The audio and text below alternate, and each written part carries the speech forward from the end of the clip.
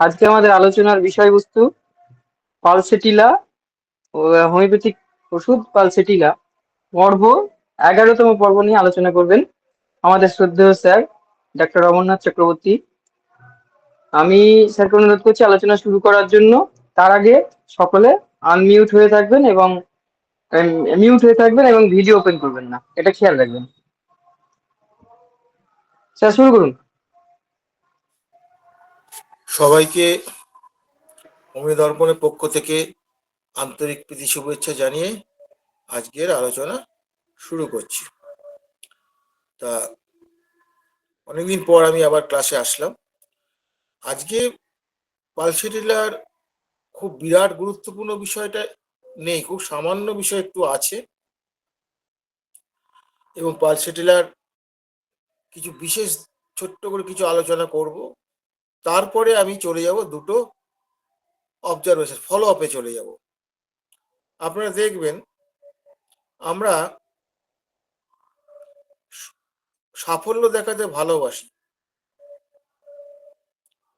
সেখানে ফলো আপটাকে বাদ দিয়ে, তো ফলো আপকে বাদ দিয়ে 10,000 20,000 ভিডিও বার করলে পরে আপনার সুনাম হবে, আপনার টাকা হবে, হোমিওপ্যাথির কিছু লাভ হবে না, হোমিওপ্যাথি বড়টা বেরিয়ে যাবে। এখন সেগুলো তো আর বলে লাভ নেই। তো ফলে আমরা পালসেটিলার যে পেশেন্ট, যেটা আমরা পালসেটিলার পেশেন্ট সম্পর্কে কি বলি, মাইল্ড ইল্ডিং ডিসপোজিশন, সহজে বাধ্য আর চেঞ্জেবল ক্যারেক্টার, আর উইপি ডিসপোজিশন, আর উইপিং এ তার আরাম হয়, উপশম হয়। এইটা হচ্ছে পালসেটিলার মূল ক্যারেক্টারিস্টিক। এখন এর মধ্যে সেই সেক্স নিয়ে বলুন, অপোজিট সেক্স নিয়ে, বা তার কিছু ওই ডিলিউশন নিয়ে অনেক কিছু আছে, যেগুলো এর আগে আমি ক্লাসে আলোচনা করেছি। এগুলোর মধ্যে অনেক সাইকোসিস আছে, সাইকোটিক সিমটম আছে। তবু পালসেটিক স্যাটিলাকে কেন শরিক বলা হয়? প্রত্যেকটা শরিক মেডিসিনে তিনটে মায়াজম আছে, প্রত্যেকটা সিপিলিটিক মেডিসিনে তিনটে মায়াজম আছে, প্রত্যেকটা সাইকোটিক মেডিসিনে তিনটে মায়াজম আছে। তাহলে আমরা এটাকে শরিক বলি কেন? এইটা নিয়ে অনেকেরই দ্বন্দ্ব আছে, ক্লিয়ার কাট কেউ বলতে পারবে না। একটা জিনিস মাথায় রাখবেন, যে সিমটমটা ছোটবেলা থেকে এখনো পর্যন্ত, কি বৃদ্ধ বয়স পর্যন্ত যে সিমটমটা রয়ে গেছে আপনার কাছে, তার গুরুত্বটা সর্বাধিক বেশি। কারণ সে তো একটা আমাদের কথা আছে না, মুরব্বী মানুষকে বা বয়স্ক লোককে সম্মান করতে হয়। যে লক্ষণের বয়স্ক, মানে যেটা সবচেয়ে বেশি দিন আছে, সেটা কিন্তু আমরা তাকে ইয়ে করবো। পালসেটিলে আপনি গ্রিপও পাবেন, সবকিছুই পাবেন, এক্সাইটিং কোজ আপনার সবই পাবেন। পালসেটিলে ওই যে বললাম সাইকোটিক সিমটম অনেক পাবেন। কিন্তু পালসেটিলের যে মূল চরিত্রটা কোথায়? এই যে মূল চরিত্রটা মাইল্ড, শান্ত। শান্ত কিন্তু কখনোই সিপিলিটিক এবং সাইকোটিক পেশেন্ট শান্ত হয় না। সিপিলিটিক পেশেন্ট তো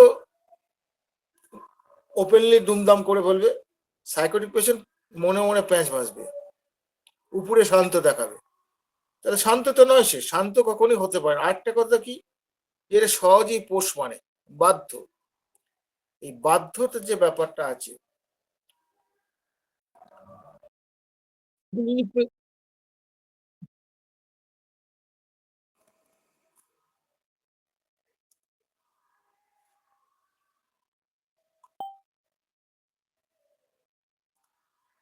আচ্ছা, রঘু আমাকে ফোন করেছিল, তাই কেটে দিতে বাধ্য হলাম। সিফিলিটিক সিফিলিটিক স্টিগমা যদি থাকে, সেক্ষেত্রে সে বাধ্য হবে না। তার তো বুদ্ধি কম, কাকে মানতে হয় কাকে মানতে হয় না এটা বোঝে না। আর সাইকোটিক বাধ্য হবে যদি স্বার্থ থাকে। কিন্তু এই শরিক পেশেন্টগুলো কিন্তু তা নয়। এরা স্নেহ, মমতা, আদর এগুলো খুব পছন্দ করে এরা, যার জন্য এরা বাধ্য হয়। এইটা হচ্ছে তার মূল ক্যারেক্টার। এবং তার মধ্যে ওই যে চঞ্চলতা থাকে, এই যে মাইল্ড মাইল্ড ব্যাপারটা আছে। এই পালসেটিয়ার রোগগুলো কিন্তু খুব একটা জটিল হয় না, মারাত্মক জটিল হয় না, খুব রেয়ার ক্ষেত্রে, এবং সেটা অনেক ঘাটে জল খাওয়ার পর হয়।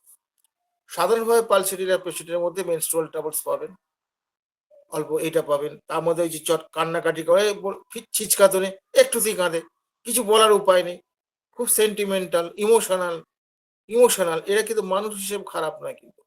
এই আপনার ইয়ে করছে, আপনি একটু তাকে আদর করুন, ব্যাস সঙ্গে সঙ্গে গলে গেল। তো ফলে এই যে তাকে একটা লজেন্স দিলেন, গলে গেল। তার যদি কোনো ইচ্ছা হয়, সেই ইচ্ছাটা নিয়ে খুব জেদ করবে না, যেমন সিভিলি সাইকোটিক পেশেন্ট যেমন জেদ করে, এটা জেদ করবে না, দিল ঠিক আছে, না দিল ভুলে গেল, এরকম একটা ব্যাপার আছে।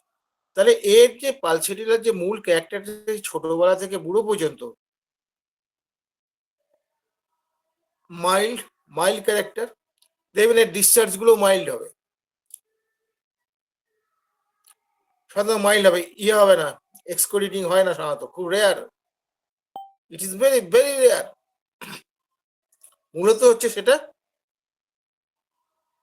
মাইল্ড হবে, মনের সঙ্গে রোগের সম্পর্কটা বলছি।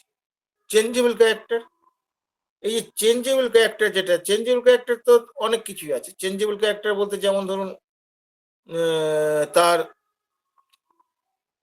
ব্যথাগুলো বিভিন্ন জায়গায় ঘুরে বেড়ায়, ঘুরে বেড়ালেও কিন্তু কোনো গন্ডগোলের ডিজিজ তৈরি করে না, এটা করে না কিন্তু।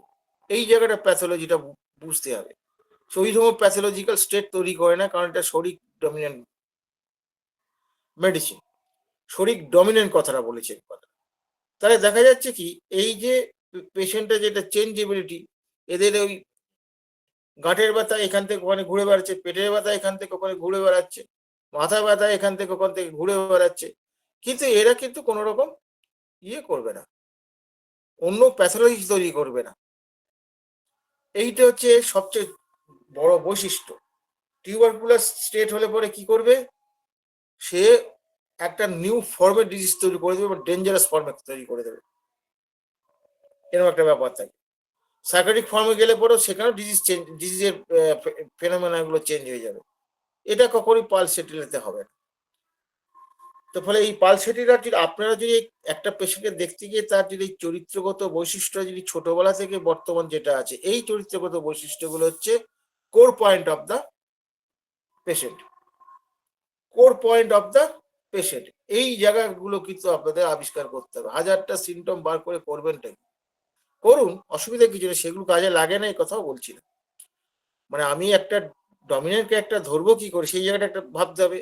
এবং ব্যাপার হচ্ছে এরা চঞ্চলা, ভীরু প্রকৃতির, যার জন্য এদের ভয় আছে, ভয় তো আছে, ভূতের ভয় আছে, অন্ধকার ভয়, সব টুকটাক এগুলো সবই আছে। তাহলে দেখা যাচ্ছে কি, এই যে কান্নাকাটির যে ব্যাপারগুলো যেগুলো আছে, কান্নাকাটির যে ব্যাপারগুলো আছে, কান্নাকাটি করলে কি করছে, সে উপশম হচ্ছে, ন্যাচারাল ডিসচার্জে উপশম যখন হবে, তখন সেটা কিন্তু শরীরের নেচার। ফলে আপনি যখন কান্নার গল্পটা যখন নিচ্ছেন, কান্নাটা কিভাবে শুরু হলো, কতক্ষণ পরে শুরু হলো, কান্নার স্টাইলটা কেমন, সেখানে তার অ্যামোলেশন অ্যাগ্রাভেশন কি হয়, এইগুলো দেখি আপনি চট করে মায়াজামের জায়গাগুলো ধরে ফেলতে পারবেন। কারণ কান্না হচ্ছে একটা মানুষের বেসিক ইনস্টিক্ট, খুব গভীরে আঘাত না লাগলে, হয়তো আপনি আঘাতটা কম দিয়েছেন, কিন্তু সেন্টিমেন্টাল বেশি হওয়ার পর ওই সামান্য আঘাতেই সে কিন্তু অনেক গভীরভাবে আহত হয়েছে। আমার কথাটা বুঝতে পেরেছেন? আর যদি সিপিলিটিক ভোদাই যদি হয়, সে অত বুঝবে না, আঘাত পাবে না, আর নাহলে ভাববে ও মেরেছে, ওকে ঠিক আছে, ওকে আমি দেবো, এরকম একটা ব্যাপার। সাইকেটিক গুলো পরে দেবো, সামনে দেবো না, পেছন থেকে ঘুরিয়ে মারবো, কিছু একটা করবে সে। কিন্তু শরিক পেশেন্ট ওটা করতে পারবে না, কারণ তারা ভীতু ইন জেনারেল, তারা ভায়োলেন্সটা চট করে হয় না। ভায়োলেন্স হচ্ছে আত্মরক্ষার জন্য বা মান সম্মান বাঁচাবার জন্য অনেক সময় ভায়োলেন্স হয়ে যায়, সেটা তো কন্ডিশনাল হয়ে গেল। তাহলে এই যে একটা ড্রাগের চরিত্রের মধ্যে এই মূল চরিত্রটা থাকতে হবে। আপনি সে অ্যাকুট কেসই করুন, ক্রনিক কেসই করুন, তার ট্রাভেলস করুন, তার মেনস্ট্রুয়াল ট্রাভেলস তো থাকবেই, তার শ্বাসকষ্টের করুন, যা খুশি করুন, এই বেসিক জায়গাটা থাকতেই হবে। শান্ত, ভদ্র, হ্যাঁ, চেঞ্জেবল মুড। আমি আমি হরিণীর মতন চঞ্চল বলি। হরিণ যেমন খুব সুন্দর, এদের চঞ্চলতাটা খুব সুন্দর, মনোরম। এই চঞ্চলতা বিরক্তিদায়ক নয়। তারপর যারা ওই হাইপার অ্যাক্টিভ যেসব পেশেন্ট আছে, সেই চঞ্চলটা যদি আপনার চেম্বারে ঢোকে না, আমার মাথাটি খারাপ করে ছেড়ে দেবে। ফলে সেইটা আশা করবেন না, সে কখনো পালসেটিলের পেশেন্ট হতে পারে না। সেটা সোডা সেপিলিটিক কম্বিনেশনের জন্য এরকম এক্সট্রিম পর্যায়ের চঞ্চল হয়। কপালে দু চারটে যাদের একটু বেশি দিন প্র্যাকটিস করেছে, দু চারটে পড়েছে নিশ্চয়ই। আমি তো রীতিমতো ভয় পাই, এরকম আমার কয়েকটা আছে এখন, মানে বুঝতেই পারছেন যে এই যে পার্থক্যগুলো, এই পার্থক্যগুলো না বুঝলে কোন ওষুধে কোনটা ডমিনেন্সি আছে সেটা না বুঝলে কি করে হবে?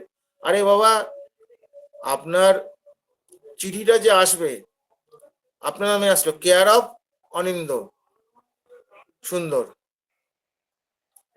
তার মানে কি অনিন্দ হচ্ছে কর্তা, কর্তার নামে আসবে। বলে একটা ড্রাগের কে কর্তা, কোন মায়াজামটা কর্তা সেটা জানতে হবে তো, না জানলে তো হবে না, নাহলে গন্ডগোল হবে, ধরতে পারবেন না। তাহলে পালসিটির পেশেন্ট আপনি অলরেডি জানেন যে এটা গরম কাতর, অনেকে শীত কাতর বলেছেন, কিন্তু আমার প্র্যাকটিস জীবনে আমি শীত কাতর খুব রেয়ার পেয়েছি, জ্বর ছাড়া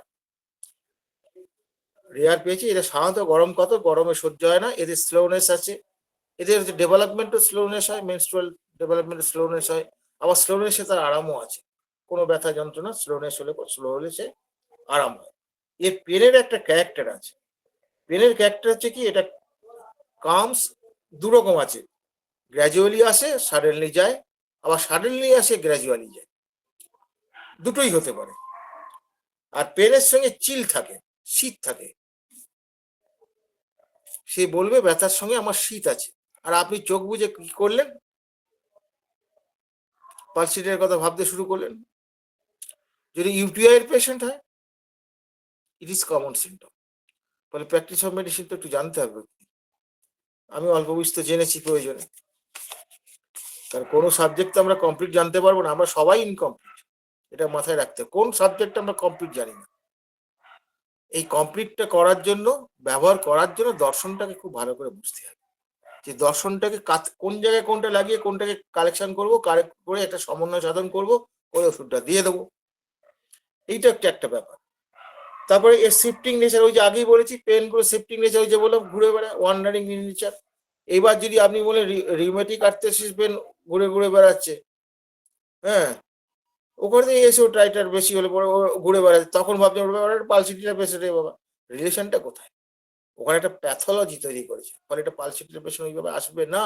এক্সট্রিম যদি পালসিটির মেন্টাল সিমটম এইসবগুলো যদি না থাকে সেটা আলাদা কথা, সাধারণত আসে না, আমি দেখিনি এখনো পর্যন্ত। তা বলে কেউ দেখবেন আমি এই কথা বলছি না, আমি পাইনি বা আমার স্যারেদের কাছে শুনিনি।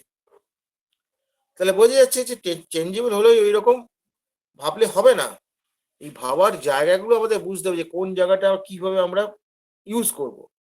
যেমন ধরুন একটা জায়গা, যেমন ধরুন তার ব্যথা হচ্ছে, তার চেপে ধরলে আরাম হচ্ছে, আর ওই সাইডে শুয়ে পড়লে আরাম হচ্ছে, ঠান্ডা দিলে আরাম হচ্ছে, পেনলেস সাইডে শুলে পরে তার কষ্টটা বেড়ে যায়। ধরুন যেদিকে তার ব্যথা নেই সেই দিকে শুলে ব্যথাটা বেড়ে যাবে। যেমন ধরুন আপনার ডান হাতে ব্যথা হচ্ছে, হুম, ডান হাতে ব্যথা হচ্ছে, আপনি কি করে ডান হাতে আমরা ব্যথা হলে কি করবো? ব্যথা হলে কি ওই দিকে শুতে চাই আমরা? প্রাথমিকভাবে আমরা অন্যদিকে শুতে চাই, যেই বাঁ দিকে শুরবো দেখবো যে ব্যথাটা বেড়ে গেছে, বরঞ্চ ব্যথার সাইডে যদি শুই তাহলে আরাম হয়ে যাচ্ছে। এখানে একটা প্রশ্ন, ব্যথার সাইডে শুলে পরে আরাম হচ্ছে, এটা কিন্তু মোরলেস কিন্তু প্রেশার অ্যাম্বুলেশন, তার থেকে বড় বেশি ইনকম ইয়ে আশ্চর্যজনক হচ্ছে পেনলেস সাইডে, পেনলেস সাইডে শুলে পরে এইটা বেড়ে যাচ্ছে, এটা অত্যন্ত গুরুত্বপূর্ণ। তাহলে এই জায়গাগুলো আমাদের যদি একটু না বুঝি তাহলে আমরা পালসিটের চিকিৎসা করবো কি করে? তাহলে বোঝা যাচ্ছে যে এটা শরীর কেন, থুজা কেন সাইকোটিক, থুজার মধ্যে চিনতে পাবো, এইভাবে আপনাদের স্টাডিটা করতে হবে। এবং কেন্ট হচ্ছে মাস্টার মাইন্ড, কেন না বুঝলে কিচ্ছু করতে পারবেন না।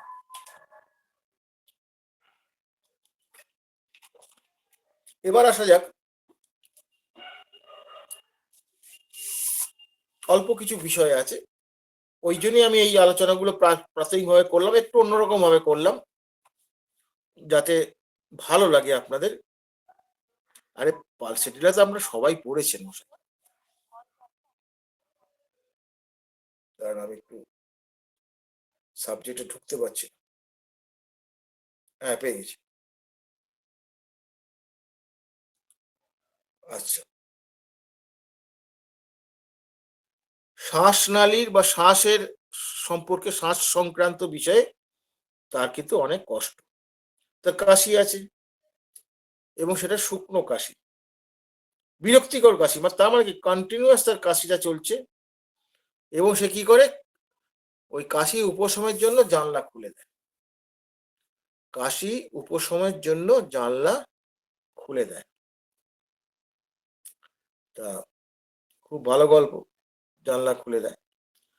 আসলে গরম তার সহ্য হয় না। এই কাশির কথা বলতে মনে পড়লো, আমার একবার শীতকালে প্রচন্ড কাশি হয়েছিল। কদিন ধরে কাশিটা আস্তে আস্তে ধীরে ধীরে ধীরে ধীরে ধীরে ধীরে বাড়ছে, আর ঘরে রঙের মিস্ত্রি হচ্ছে, ওই রঙের মিস্ত্রিকে চা দিতে গেলে যেন কাশিটা আরো বেড়ে যাচ্ছে। ওই জন্য আমি যাচ্ছিলাম না, ওয়াইফকে বলছি তুমি গিয়ে দিয়ে আসো, আমি যাবো না, গেলে আমার কাশিতে অসুবিধা হচ্ছে। ও ব্যাপারটাকে অতটা গুরুত্ব দেয়। তারপরে এমন বাড়লো যে রাত্রিবেলায় আমি শুয়ে একটু এক ঘুমের পর থেকে এমন কাশি বাড়লো, আমি আর ঘুমোতে পারছি না। তো যাই হোক, আমি আমার গুরু ডাক্তার তপন কাঞ্জিলালের কাছে গেলাম। তুই বলে কি হচ্ছে রে? বলছে ও ঘরে আমি থাকতে পারছি না, বাইরে গিয়ে আছি কাশি নেই, এই ঠান্ডার মধ্যে বাইরে আছি, কি করবো আমি? খোলা বাতাসে খোলা থাকলে আমি আরো কতগুলো জিজ্ঞেস করে উনি পালসেটিলা খেতে বলেন। ও বাবা, পালসেটিলা খেয়ে সেই দিন যেদিন খেলাম সেদিন ভালো ছিল, পরের দিনও ভালো ছিল, তারপরের দিন মানে কাশি তো আরো কয়েক গুণ বেড়ে গেল। তখন খোলা বাতাসে গেলেও অতটা আরাম হচ্ছে না। তখন তো স্যার বললেন আচ্ছা বিপদে বললাম রে। তারপর জিজ্ঞেস করতে করতে করতে করতে আমি বললাম যে কিসের ব্যাপার? আমি তখন বললাম দেখুন ওই যে রঙের কাজ হচ্ছে, তো আমি রঙের ওখানে গিয়ে ওই ঝাঁসটা আমি সহ্য করতে পারছি না। ও, আর স্যার কিচ্ছু বললেন না। টেরি বিনথেনা, এটা হচ্ছে থেকে করে আর কি, ওর মধ্যে থাকে না, তারপিন তেল থাকে, তো টেরি বিনথেনা। সেদিন শনিবার ছিল আমার মনে আছে, বলে তাড়াতাড়ি চলে যা, এই দোকানটা খোলা পেলে এদের স্ট্যান্ডার্ড ওষুধ ভালো, টেরি বিনথেনা 200। তা আমি ওখানে কিনেই একটা দানা খেয়ে নিয়েছি। দানা খেয়ে শিয়ালদা আস্তে আস্তে আমি স্যারকে ফোন করে বলছি স্যার আমার তো অর্ধেক কমে গেছে, আমার তো গলা খুসখুস করছে না। বলে যা যা যা যা, বাড়ি যা বাড়ি যা, কমে গেল। তার মানে এই যে আপনারা এই যে যদি বলেন যে খোলা বাতাসে আরাম হয়, হলেই যদি তার সঙ্গে যদি ব্যাপার দেখেন যে একটু তার গরম কাতরতা আছে বা জল পিপাসা নেই, আর তো খাটার দরকার নেই, কম খেটে যদি বেশি রোজগার করা যায়। আরে কাশিটার ওষুধ দিচ্ছেন তো আপনি, কাশির ওষুধ কি আমরা দেই? অ্যাকচুয়ালি আমরা পেশেন্টের ওষুধ দিই। আমরা কাশি এই অ্যাকুট কেস চিকিৎসা করতে গিয়ে আমরা রোগীটাকে ভুলে যাচ্ছি। কারণ অনেকেই এরকম শিক্ষা দিয়ে থাকেন। যেমন ধরুন কেন্টের বইয়ে ওই যে তার ওটা মনে হয় টেস্টিং এ মনে হয় খুব সমতা আছে, ওখানে কিন্তু উনি বলছেন স্ট্রিক্টলি কিন্তু অ্যাকুট ডিজিজে চিকিৎসা করতে হবে, স্ট্রিক্টলি। এইটার মানে কিন্তু অনেকেই উল্টোপাল্টা করে ফেলেছে। তো যদি পিওর অ্যাকিউট হয় তো তাকে আমরা কেন করবো না? না করা তো ইয়ে নেই। আবার কেন তো এই কথাও তো বলেছেন বেলেডোনা, ইয়ে ইয়ে সেকেন্ড প্রেসক্রিপশনে বেলেডোনা ক্যালকিরিয়া বলতে আগে বুঝলে আর বেলেডোনা দিতাম না, প্রথমেই ক্যালকিরিয়া দিয়ে দিতাম। ব্যাপার হচ্ছে যে আপনার সাবজেক্টের উপর গভীরতার উপর নির্ভর করছে যে আপনি কি করবেন। এবং যদি অ্যাকুট কেসে যদি আপনি এই ক্রনিক মেডিসিন, অ্যাকুট মেডিসিন, এই গল্পগুলো আজকাল আর বলতে আমার ইচ্ছা করে না।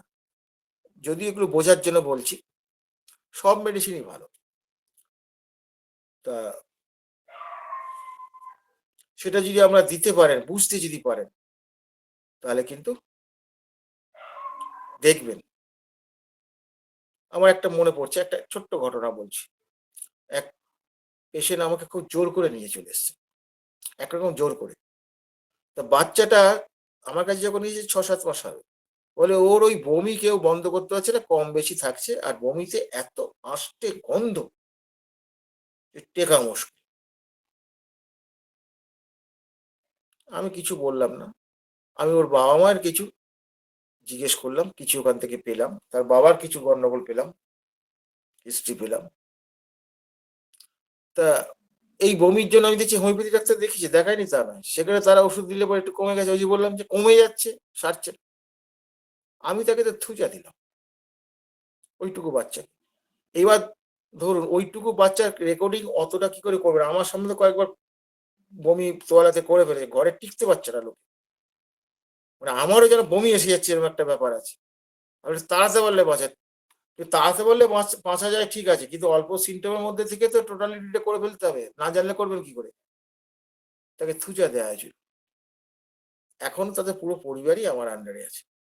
এই থুজা দেওয়ার পর সেই যে তার বমি ওই কাঁচটে গন্ধ কমলো, আজ পর্যন্ত আর বমি হয়েছে, টক গন্ধ হয়েছে, কিন্তু আঁশটে গন্ধ আর জীবনে আসে।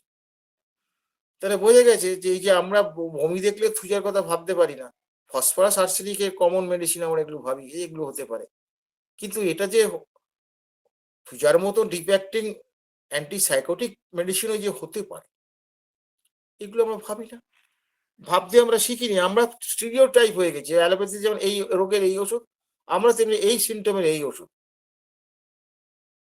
আমি ভয়ঙ্কর জ্বালা পোড়া, ভয়ঙ্কর জ্বালা পোড়াতে আমি কার্সিটোসিন দিয়ে তাকে সারিয়েছি। ভয়ঙ্কর জ্বালা পোড়া, একটু আধটু নয়। আমার এক ডাক্তার বন্ধুর স্ত্রীর ঘটনা বলছি এটা। ফলে রোগীটাকে কনসিডার করুন, সিমটমটাকে অত কনসিডার করুন। সিমটমটা লাগবে, সিমটম নিশ্চয়ই নেবেন, রুগীটাকে বুঝতে হবে। এবার ধরুন এদের, এর আগেই আমি আলোচনা করেছি যে পালসেটিয়ার রাইনাইটিস, মানে ওই যেটাকে আজকাল রাইনাইটিস, ওখানে হে ফিভার বলা আছে, অ্যালার্জিক রাইনাইটিস বলে, এগুলো কিন্তু কেন কিন্তু এর আগে বলেছি, কেন কিন্তু এই জায়গাটা একটা খুব মারাত্মক কথা বলেছে যে সিভিয়ার রাইনাইটিস, সিভিয়ার। সেই ক্ষেত্রে তখন বলেছেন যে শর্ট অ্যাক্টিং ড্রাগ দিয়ে তাকে কমিয়ে নিয়ে পরে ডিপেক্টিন। তার মানে কি এখানে উজ্জ্বল হয়ে গেল কোথায়, যে সিভিয়ার যদি না হয় তুমি তাহলে ডিপেক্টিং ড্রাগই দিতে পারো, কিন্তু তার ইন্ডিকেশন থাকতে হবে তো। আমি ডিপেক্টিং ড্রাগ দেবো বলে একদম মানে একদম রেডি হয়ে রইলাম, এইরকম ফিক্সড আইডিয়াও তো ঠিক নয়। আমরা কি প্রথম জীবনে পারতাম? এটা আমি সবচেয়ে বেশি ঋণী ডাক্তার তপন কানিলের কাছে, মাস্টার প্রেসক্রাইবার। ওনার পাল্লায় না পড়লে বুঝতে পারবেন না তিনি কোন স্তরের প্রেসক্রাইবার। আমার হয়ে যায় বলে দিয়ে দেবেন, 2, 3, 4 মিনিট 5 মিনিট শুনে আমার হয়ে গেছে, এটা এরকম বলতে পারেন। আমরা দেখেছি, কিন্তু রেকর্ডিংটা পুরো করতো আগে, ওই ওষুধটা আমাকে এরকম দেখেছি, ওষুধটা লিখে দিয়েছেন আমাকে, দেখ এটা আসবে, পুরো রেকর্ড করার পর দেখছি হ্যাঁ তাই তো। এইরকম নলেজ তার ছিল, এখনো আছে। এখন একটু অসুস্থ হয়ে পড়েছেন তো। তাহলে কি হলো, এর যে কাশি যেটা আছে ড্রাই কাপ হবে, ওই জানলা খুলে রাখতে চাইবে। এই জানলা খুলে রাখতে শুধু এই কাশির ক্ষেত্রে না, যে কোনো শ্বাসের গন্ডগোলের ক্ষেত্রে তার জানলাটা খুলে রাখতে হবে। খুলে রাখলে কিন্তু পালসিটা ধরে বসবেন না, সেই জন্যই এতগুলো গল্প আমি আপনাদের বললাম, পালসিটির ফেলের গল্প বললাম, খোলা বাতাসে আমার স্যার দিয়ে ফেল করেছিলেন, কারণ ওখানে এক্সাইটিং কজটা ম্যাচিং করে, সেই জন্য এটা গন্ডগোলটা হয়েছে। কারণগুলো বুঝতে হবে, ফেলিওরটা কেন ফেলিওর হয়, অধিকাংশ ক্ষেত্রে আমাদের নিজেদের দোষে হয়। এবার হচ্ছে কি, শ্বাসকষ্ট শুইলে বৃদ্ধি হয়, এখানে হোমিওপ্যাথিতে অনেক ওষুধ আছে, কিন্তু শুইলে বৃদ্ধি হয় শ্বাসকষ্টের ব্যাপারটা, ওখানে তার তো একটা ন্যারোনেস এসে যায় শ্বাস প্রশ্বাসে, এটা খুব বেশি আনকমন নয়, ইট ইজ নট আনকমন।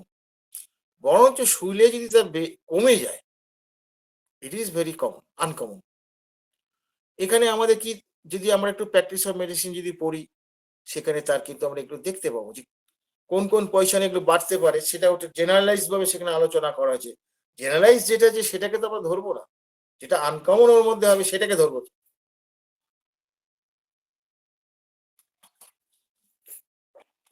এরপরে কি হচ্ছে, তাই এমন কাশি হয় যে তার শ্বাস বন্ধ হয়ে আসে। আর শ্লেষ্মা, সবুজ রঙের শ্লেষ্মা, হলদে সবুজ গাঢ়, সাধারণত খুব অ্যাকুট অবস্থা হলে পরে খুব জলের মতন হয় পালসেটিলের ক্ষেত্রে, নাহলে গাঢ়ই হয়, এবং তার সঙ্গে সবুজ হলদে। সবুজটা খুবই পাওয়া যায়, অনেক ক্ষেত্রেই পাওয়া যায় সবুজ, সবুজটা কিন্তু মোটামুটি এটা সাইকোটিক ইন্ডিকেট করে, এবং হলদেটা মোটামুটি সিপিলিটিক স্টিগমাকে ইন্ডিকেট করে। আচ্ছা, শুধু এইটুকু দেখে কিন্তু আপনি কাউকে পেশেন্টই সাইকোটিক, পেশেন্টই সিপিলিটি এরকম ধরে বসবেন না, মেন্টাল সাইডটা দেখে তবে বুঝতে হবে আপনাকে। এরপর কি হচ্ছে, স্বরনালী, স্বরনালী, এই যে আমাদের কণ্ঠ যে আছে, কণ্ঠনালী যেটা আছে, এই যে কণ্ঠনালী বিভিন্ন রকম অসুবিধা, এই কাশিগুলো কি করে আছে, সুরসুর করে আসে। সুরসুর করে আসলে আমরা রিউমেক্সের কথা ভাবি, অনেকেই রিউমেক্স দিয়ে বন্ধ করে দেন। এই যে ছোট ছোট কেসগুলো রিউমেক্স, বায়োনিয়া এগুলো দিয়ে বন্ধ করে দিচ্ছেন, এই সাপ্রেশন গুলো কি মনে করেছেন যে ওদের ওই অন্যান্য প্যাথি সাপ্রেশনের থেকে খুব ভালো? মোটেই না। এটা পোটেন্সি মেডিসিন দিয়ে করছে। It is too much dangerous for patient. আমরা সেটা বলবো না। ওই যে আমাদের যারা নামকরা ডাক্তার, আমি ভালো ডাক্তার বলছি না, নামকরা ডাক্তার, এটাও কেশি দাসের কাছে শেখা, ডক্টর কেশি দাস আমার গুরু। এই যে নামকরা যারা ডাক্তার, তারা কোনোদিন ফলো আপ দেখায় না। তাদের সবগুলি সাফল্য, প্যালিশনও সাফল্য, কিওরও সাফল্য, কিওর তো হয় না যদিও, আর যদি বা হয়ে থাকে বাই চান্স হতে পারে, আর সাপ্রেশনও তাদের সাফল্য। কিন্তু একটা বিবেক বোধ সম্পন্ন একজন সৎ হোমিওপ্যাথের সাকসেসের রেটটা অনেক কম। এই কথাটা বললে অনেকেরই খারাপ লাগে। আমি যখন অল্প বয়সে যখন ছিলাম, আমি খুব সাকসেসফুল ছিলাম, আমি অনেক রোগী দেখতাম। আর যত আমি বয়স বাড়ছে, যত শিখছি, তত আমি বুঝতে পারছি আমার সাকসেস রেট কমে যাচ্ছে। এটা অকপটে আমি স্বীকার করছি। সাকসেস মানে কি, হোমিওপ্যাথিক্যালি সাকসেস রেট, হোমিওপ্যাথির অর্গানন সম্মতভাবে সাকসেস রেট আমার কমে যাচ্ছে। এটা আমি অকপটে স্বীকার করছি। ফলে অর্গাননটা পড়তে হবে, অর্গাননটাকে বুঝতে হবে, তবে তো আপনি ইয়ে করবেন, তবে তো আপনি একজন ভালো হোমিওপ্যাথ হতে পারবেন, নাহলে জীবনে হতে পারবেন না। তাহলে দেখা যাচ্ছে কি, এই এর কাশিগুলো সাধারণত হয় কি, সন্ধ্যের দিকে ড্রাই থাকে, সকালের দিকে পালসেটের কাছে ঘর ঘরে হয়, তার মানে ওই সময় কফ টফ গুলো ওঠে। এইটা হচ্ছে একটা ওর বৈশিষ্ট্য, সন্ধ্যেবেলাটা বাড়ে। এটা পালসেটিলের একটা মোরলেস কিন্তু একটা কমন, কমন না, মানে বৈশিষ্ট্যপূর্ণ সিমটম। পালসেটিলের ক্ষেত্রে সন্ধ্যাবেলা এরকম বাড়ে, এরকম একটা ব্যাপার আছে। এবার হচ্ছে শ্বাসকষ্ট বেড়ে যায় কি করলে, দ্রুত হাঁটলে, আগেই বলেছি স্লো হাঁটলে, স্লোনেস একটা ব্যাপার আছে, স্লো হাঁটলে পরে সে শ্বাসকষ্ট কেন, বাতের ব্যথা, কোমরে ব্যথা, যাই বল, স্লো হাঁটলে পরে তার কিন্তু আরাম হয়, গরমে বৃদ্ধি হবে। এবং ব্যাপার হচ্ছে মানসিক উত্তেজনায় হতে পারে, মানসিক উত্তেজনা হতে পারে, কারণ এটা তো ইমোশনাল হয়, পার্সিটের পেশেন্ট তো ইমোশনাল হয়, এটা তো ভুলে গেলে চলবে না। এবং ফুসকুড়ি বা ঋতুস্রাব চাপা পড়ে হাঁপানি হয়। ফুসকুড়ি বলতে বলছে ইরাপশন চাপা পড়ে, এটা তবুও বোঝা যায়, কিন্তু মেন্স চালু পড়ে, এই চাপা পড়ে হাঁপানি হয়েছে, আমি আজ পর্যন্ত আমি বার করতে পারি, হয়েছে হয়তো কারো, আমি ধরতে পারিনি, আমি পাইনি, আমি অকবরে স্বীকার করছি। আসলে বোঝার ক্ষমতাটা তো আমাদের কেন্টের মতো নয়। কেন্ট এগুলো পেয়েছেন তাই বলেছেন, কারণ এরা তো মিথ্যা কথা বলেন না, বলতে শেখেননি।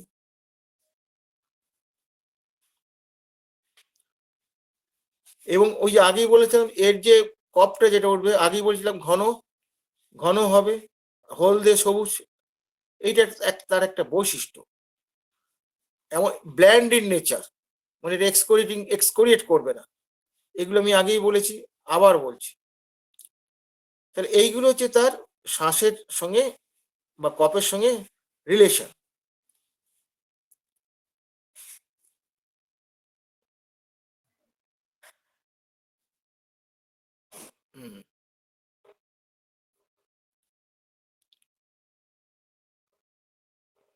ঋতুস্রাবের বদলে ফুসফুসের রক্তপাত, এটা বইতে পড়েছি, আমি আজ পর্যন্ত বার করতে পারিনি, মানে পাইনি পেশেন্ট।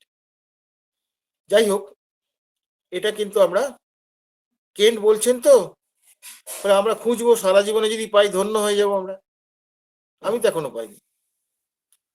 মেরুদণ্ডের বক্রতার ক্ষেত্রে, মেরুদণ্ড বেঁকে যদি যায় সেই রকম ক্ষেত্রে, বা কোমরে যদি ব্যথা থাকে, এই যে ব্যথা থাকে, এই ব্যথাটা যদি ঘুরে বেড়ায়, এই আগেই বলছি চেঞ্জেবল, মেন্টালি সে চেঞ্জেবল, তাহলে আপনি এই যে ব্যথার সঙ্গে যখন লিঙ্ক আপটা করবেন, যখন ব্যথাটা ঘুরে বেড়াচ্ছে, এবার পেশেন্টটা চেঞ্জেবল কিনা আগে দেখুন।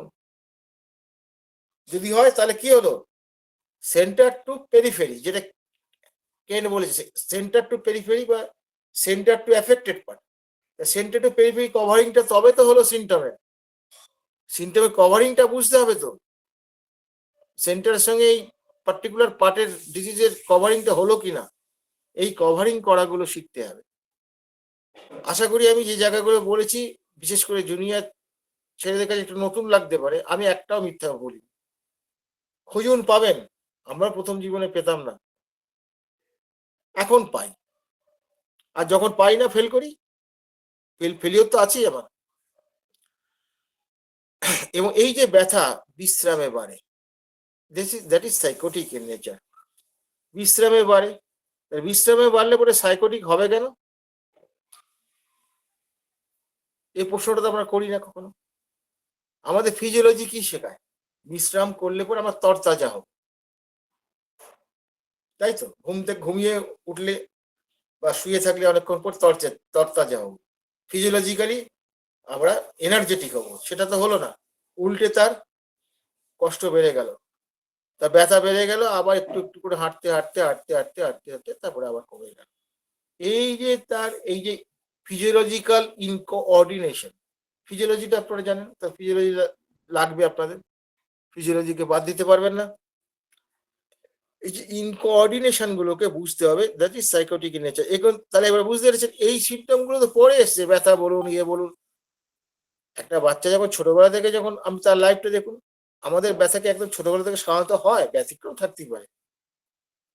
এক একটা নেচার গুলো আমাকে দেখতে হবে তো। এবং মেরুদণ্ডের শেষ প্রান্তে ব্যথা, তার মানে কক্সিসের ওখানে ব্যথা।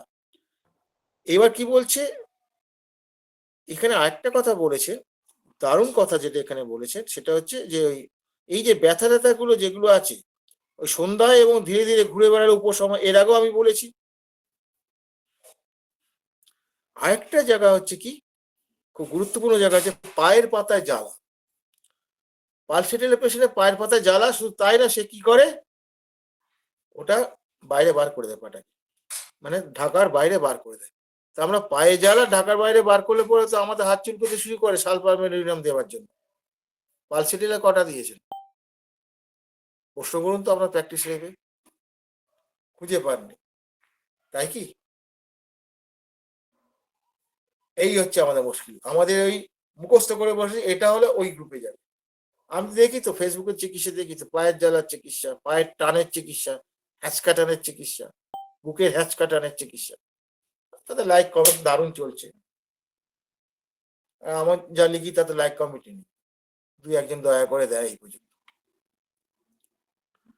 ফলে বুঝতেই পারছেন যে জনপ্রিয় যা যেটা, সেটা কিন্তু আপনার হোমিওপ্যাথিক্যালি আপনার কোনো ইমপ্রুভমেন্ট হবে না। হোমিওপ্যাথিটাকে হোমিওপ্যাথির মতন বুঝতে হবে। তাহলে এইবার বুঝতে পারছেন, এই যে পায়ে জ্বালার ক্ষেত্রে পাটা বার করে রাখতে হয়, এটা কি আপনারা ভাবতে পারেন? ভাবতে পারেন না। এখানে আর একটা ব্যাপার আছে, ইন্টেন্সিটিও একটা ব্যাপার আছে। একটা মেডিসিনের ইন্টেন্সিটির মধ্যে পার্থক্য থাকে, সেই পার্থক্যগুলো কিন্তু বইতে পাবেন না। এটা হচ্ছে রোগী দেখে আপনাকে শিখে নিতে হবে। রোগী দেখে যত শিখবেন তত বুঝতে পারবেন যে এইটা এর, এটা এর নয়, আপনি এগুলো ধরতে পারবেন।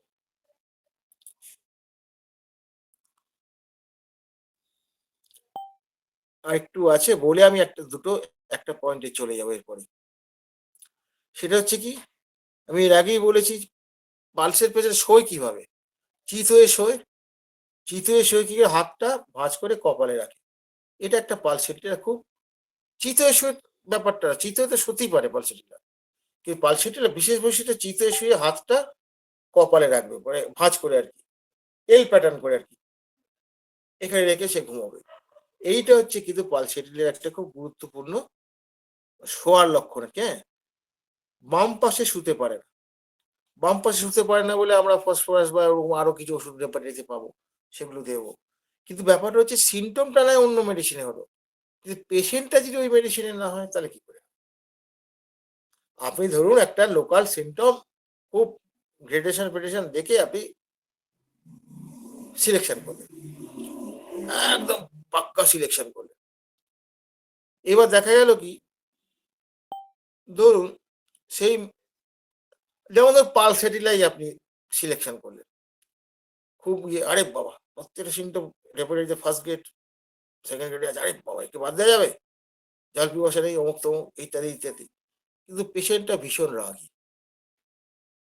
এবার আপনি বলতেই পারেন, অ্যাকুট চিকিৎসা করতেছি, অ্যাকুট করবো। ওই যে ভুল বোঝার গল্পটা আগে বলেছিলাম আমি, অনেক অভিজ্ঞ চিকিৎসক এই ধরনের ভুল বুঝে থাকে। এবার তিনি অ্যাকুটটাকে স্ট্রিক্টলি অ্যাকুট করবেন। আর তাহলে আমি যদি ওই মেন্টাল সিম্পটম নেই, তাহলে ওটা ক্রনিকের সিম্পটম হয়ে গেল, ওটা নেওয়া যাবে না। এই ধরনের ভ্রান্ত ধারণাও কিন্তু খুব অভিজ্ঞ অনেক চিকিৎসকের মধ্যে এটা আছে। এটা আমি দেখেছি, আমার নজরে পড়েছে। আচ্ছা বন্ধু, আমি আগেই যে কেন্টের যে কথাটা বললাম, সেন্টার টু পেরিফেরি, সেন্টার মানে কি বেসিক ইনস্টিংক্ট। পেশেন্টের আমি সব সিম্পটম মেলালেন, পেশেন্টের মেন্টাল সিম্পটমটা মিলল না।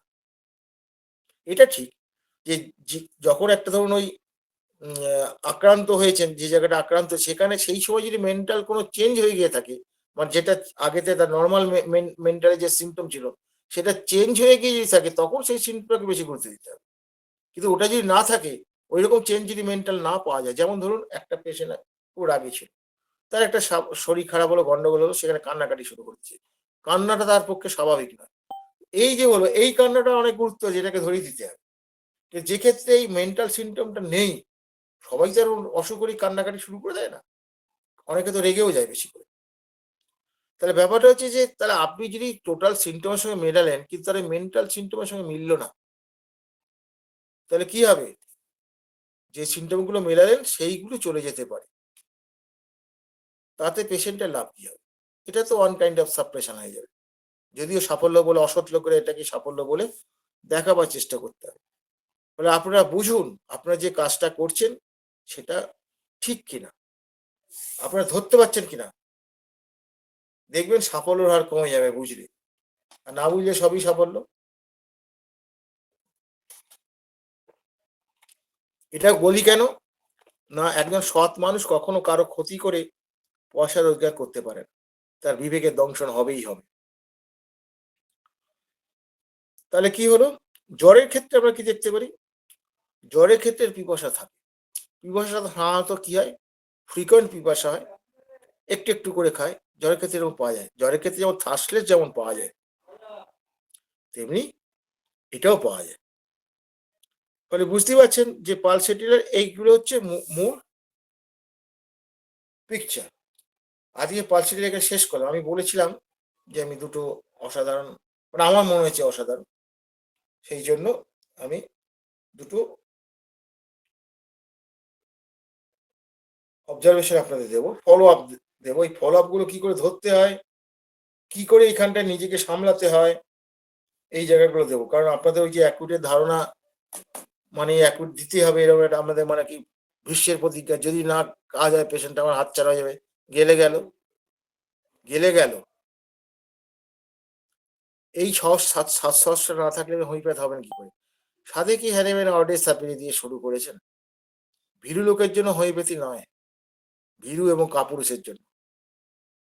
সাহসী, সৎ সাহসী মানুষ দরকার। তা আমি একজন পেশেন্টের কথা বলছি। তার ওই স্ট্যাপিসাইক্লিয়া 0-2 দেয়া আছে, একটা ডোজ দেয়া আছে, 400 গ্লাস পরিবর্তন করে, 400 এই তো অনেকের মাথা খারাপ হয়ে যাবে, 400 দিয়েছে আমি পাগল। 21-12-25 দেয়া আছে, 21-12-25 দেয়া আছে।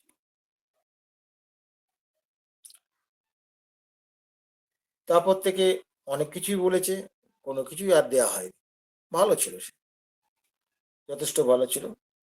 তা 30 দিনের পরে কমপ্লেন হয়েছে, কারণ 30 দিন আগে 29 দিনে সে একটু রিচ খাবার খেয়ে ফেলেছে। রিচ খাবার খেয়ে কি হয়েছে, তার রাত্রি ওই 12টা 12:30টার পর থেকে তার পায়খানা শুরু হয়েছে। মানে শোকায় না এরকম একটা অবস্থা, 15 মানে 20-22 বারও হয়ে যেতে পারে। এমনকি ঘুমন্ত অবস্থাতে লেজে গোবরে হয়ে যাচ্ছে, পায়খানা পেয়েছে, পায়খানায় যেতে যেতে পড়ে যাচ্ছে, এরকম একটা ভয়ঙ্কর অবস্থা। এবং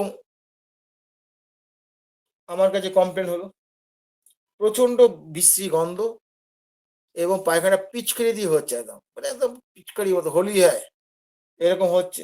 কার হাত চুলকাবে না বলুন দেখিনি এই ওষুধটা দেওয়ার জন্য, ওষুধ দেওয়ার জন্য? ভালো কথা। এবং মুখ কি হচ্ছে, র্যান্সি রিল্যাক্সেশন, মানে চুয়া ঢেকুর উঠছে। চুয়া ঢেকুর যেটাকে ওই ঢেকুর উঠলে না জ্বলে জ্বলে যায় এরকম।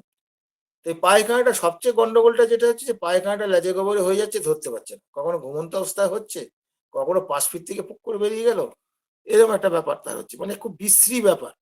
আর পেটটা গুড়গুড় গুড়গুড় গুড়গুড় গুড়গুড় করছে। তা আমি দেখলাম যে স্ট্যাপিসেগ্রিয়া যে ওষুধটা দেয়া আছে, দেখলাম যে হ্যাঁ, রিচ ফুডের স্ট্যাপিসেগ্রিয়া অ্যাগ্রাপশন আছে।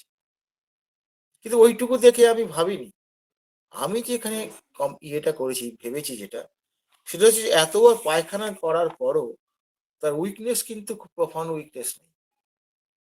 উইকনেসটা যথেষ্ট পরিমাণে কম, এবং সে নিজেও স্বীকার করছে আমার উইকনেস কিন্তু অতটা নেই। 15-20 বার 15-20 বার পায়খানা করার উইকনেস নেই, এই ছেলেবেলা নাকি? এই যে আমি দেখলাম উইকনেস নেই, তোমার ভাইটাল ফোর্স সেখানে ইয়ে করছে, এবং ওই তার ওই রিচ ফুডের স্ট্যাপিসেগ্রিয়াটাও আছে। ওই শুধু স্ট্যাপিসেগ্রিয়া আছে বলে আমি থেমে গেলাম ব্যাপারটা নয়। এখানে থেমে যাওয়ার মূল কারণটা হচ্ছে, প্লাসিবো দেওয়ার মূল কারণটা কি, এই যে কম্পারেটিভলি উইকনেসটা তার হয়নি। এর ঠিক বিপরীত অবস্থাটা আমি একটু পরেই বলছি। সেই জন্য তাকে আমি থেমে গেলাম, এবং পায়খানাটা ধীরে ধীরে ধীরে ধীরে কমে গিয়ে মোটামুটি দিনে 2-3 বার তার হচ্ছিল। আবার এই যে 8 তারিখে, 8/4/26, ওটা আমি বললাম কত, 30/3/26, 8/4/26 রাত্রি এই 9:30 10:30 এরকম হবে, ফোন করে আমাকে বলছে যে গতকাল থেকে আমার পেচ্ছাপের সঙ্গে প্রচন্ড জ্বালা হচ্ছে। খোঁজ নিয়ে যেটা জানা গেল, পেচ্ছাপের ডিউরিং প্রচন্ড জ্বালা, কিন্তু স্ক্যান্টি ইউরিনেশন, তার সঙ্গে জ্বর, শীতকাতরতা, হুম, এবং এইটা হচ্ছে তার মূল ব্যাপার। এবং কি হলো, এটা তার শুরুটা হয়েছে কিরকম, বিকেল 3টে থেকে, বিকেল 3টে থেকে তার শুরু হয়েছে, ঠিক আছে? তা বিকেল 3টে থেকে শুরু হয়েছে, ভালো কথা। এটা হচ্ছে পরশু দিনের গল্প। এবং অন্যান্য কিছু কিছু সিমটম যেটা আছে সেটাও কিন্তু বিকেল 3টের পরে যেন একটু অসুবিধাটা ওর বেশি হচ্ছে, এটা স্বীকার করেছে সে। এবং কি হলো না, প্রফাউন্ড উইকনেস,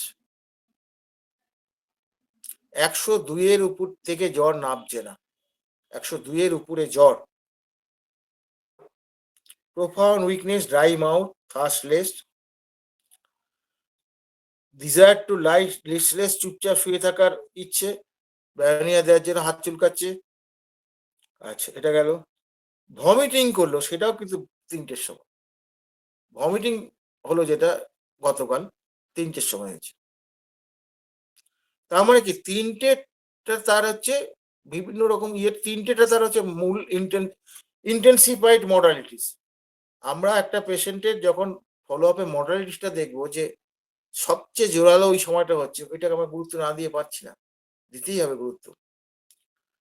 এখানে আমাকে যেটা ভাবিয়ে তুলেছিল সেটা হচ্ছে এই উইকনেসটা, প্রফাউন্ড উইকনেস।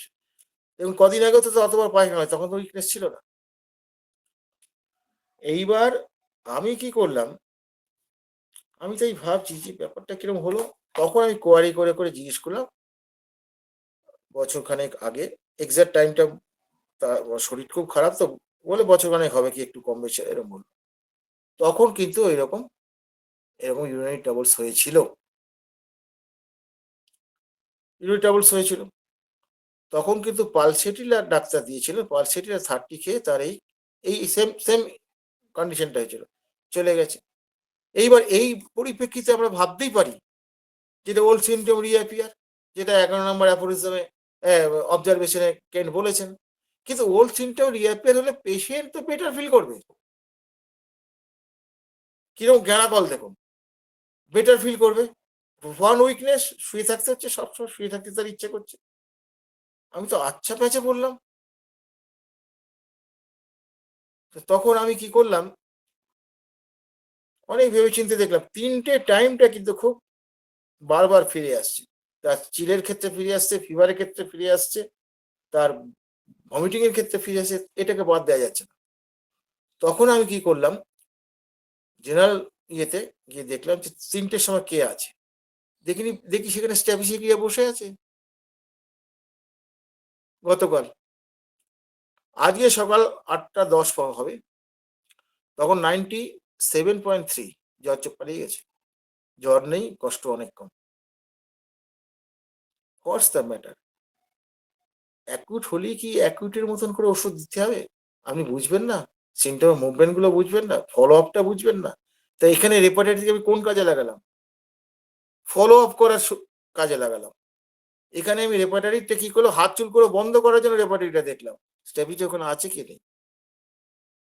তাহলে ব্যাপার এই যে রুটিন, ওল্ড সিমটম ফিরে আসলো, খুব ভালো, কিন্তু তাতে পেশেন্ট তো ভালো থাকার কথা। এখানে প্রফাউন্ড উইকনেস, ব্যাস, তাকে তো মিলছে না হিসেব, তার একটা ওষুধ মারতে হবে, ব্যাস, পেশেন্টটা নষ্ট হয়ে গেল।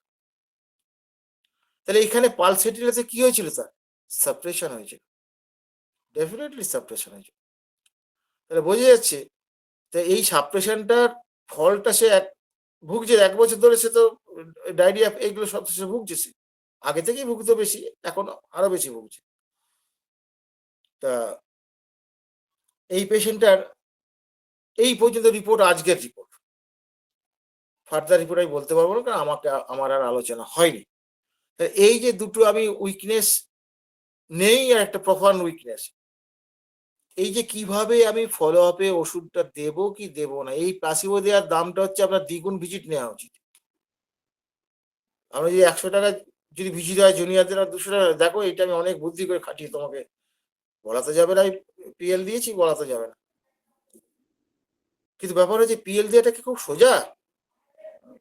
এখানে ওষুধ দিয়েই তো আপনি নষ্ট করবেন। আমি ঠিক এই কথাটাই বলতে চাইছি। আপাতত আমি এখানে শেষ করলাম। সিনিয়র কেউ যদি থাকেন, এখানে যদি কিছু যোগ করার থাকে, যোগ অবশ্যই করবেন, কারণ এই জায়গাটা আমি দিলাম এই কারণেই যে জুনিয়রদের যাতে হাত চুলকোনোটা কমে আর কি। হাত চুলকোনোর কথাটা আমার কথা নয়, আমার গুরু ডাক্তার তপন কাঞ্জিলের কথা। খুব খুব গালাগালি দিচ্ছেন আমাদের ওষুধ দেওয়ার জন্য। ওরে বাবা, এখন অনেকটাই ভদ্র হয়েছি আর কি, সোজা কথা আর কি। আপাতত এইটুকু বলি শেষ করলাম।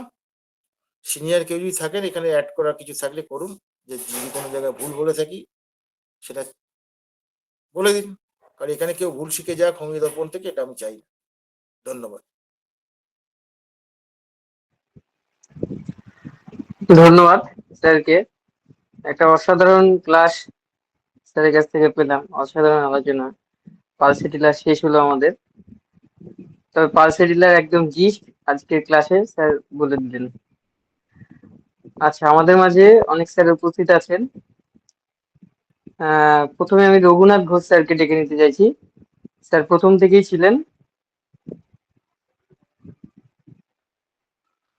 স্যার আছেন? আছি, ধন্যবাদ। আচ্ছা, না, যেভাবে ম্যাথমেটিকা পড়ানো হচ্ছে খুবই ভালো লাগছে। চলুক এইভাবে আগিয়ে। আর অ্যাকচুয়ালি ম্যাথমেটিক্যাল তো এইভাবেই পড়া উচিত।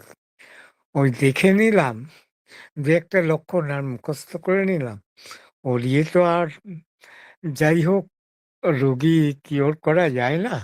এইটুকুই, আর বলার মতো কিছু নেই। ধন্যবাদ সকলকে। আচ্ছা, স্যারকে ধন্যবাদ। আমাদের মাঝে স্বপন ঘুরে স্যার উপস্থিত আছেন। স্যারকে অনুরোধ করছি কিছু বলার জন্য।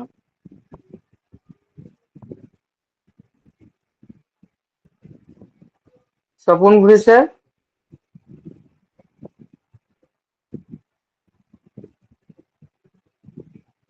আচ্ছা, স্বপন ঘুরে স্যার হয়তো কাছাকাছি নেই। পার্থপ্রদীপ চৌধুরী স্যার। ধন্যবাদ। আসলে এই যে অর্গানন বেসড প্রেসক্রিপশন বলে আর কি, এটাকে আমার মনে হয় এটা এই যে ফলো আপটা খুব ইম্পর্টেন্ট আমাদের সবসময়তেই। যেমন একটা সিলেকশন করি, মানে এগুলো সব মানে কোনো বিরোধিতা নয়, অমরের কোনো বিরোধিতা নয়, বরং সাপোর্টই আর কি। তা আমাদের যেমন একটা সিলেকশন করতে গেলে খুবই কঠোর নিয়মের মধ্যে সঠিকভাবে করতে হবে, তার সবকিছু বিবেচনা করে তার মধ্যে ওই রোগীর নেচারের সাথে ওষুধের নেচারের যেমন চাই, তার যেমন একটা জার্নি রয়েছে, বা যেটাকে সাকসেশন অফ অর্ডার বলে আর কি। এবং এক একটা রোগীর মানে পেশেন্টের গতি এবং ওষুধেরও একটা গতি থাকে। কোনো ওষুধটা খুব দ্রুত লয়ে কাজ করে, কোনোটা একটু আস্তে আস্তে কাজ করে। হ্যাঁ, এই বিষয়গুলো বুঝে সব সময়তে ওই ওষুধের সাথে রুগীর, মানে আমরা তো রোগের চিকিৎসা করি না, রুগীর চিকিৎসা করি। এই বারবার অমরের যে কথার মধ্যে কিন্তু ওই কথাটাই ফুটে উঠেছে। আমরা অখণ্ড একটা মানুষের চিকিৎসা করছি। জীবন কিন্তু আসে প্রিভিয়াস জীবন থেকে।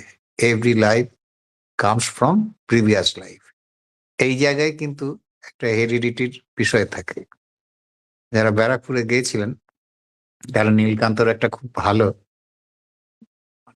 অনবদ্য একটা লেকচার শোনা গেল, এই যে ট্রান্সমিশন অফ কি বলবো ফ্যামিলি হিস্ট্রি যে বিষয়গুলো থাকে আর কি, মায়াজমে যে ট্রান্সমিশন, মায়াজমে ট্রান্সমিশনটি নীলকান্ত বলেছিল এগুলো হয়। যেমন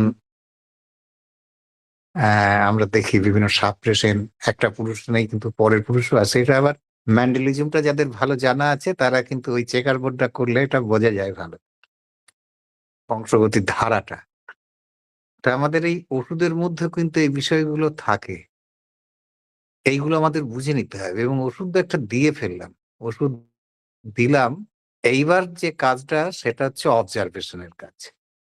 অবজারভেশনটা আপনি খুব ভালো বুঝুন না বুঝুন, অন্তত এইটুকু বুঝুন, এটা রোগীর পক্ষে যাচ্ছে না বিপক্ষে যাচ্ছে, এটা তার স্বাস্থ্যের পক্ষে যাচ্ছে নাকি রোগীটা একটা ডিক্লাইন, একটা খারাপের দিকে নিয়ে যাচ্ছে, বা কোনো কাজ করছে না, বা একটা সাপ্রেশন হয়ে যাচ্ছে কিনা। এই জায়গায় কখনো হোমিওপ্যাথিক অ্যাগ্রাভেশন থাকবে, কখনো ডিজিজ অ্যাগ্রাভেশন থাকবে, কখনো মেডিসিনাল অ্যাগ্রাভেশন থাকবে। প্রত্যেকটা জায়গা কিন্তু আমাদের নিখুঁতভাবে অবজার্ভ। ওষুধ দেওয়ার পরে যে কাজটা খুব জরুরি সেটা হচ্ছে এবং দেখবেন আপনি ওষুধটা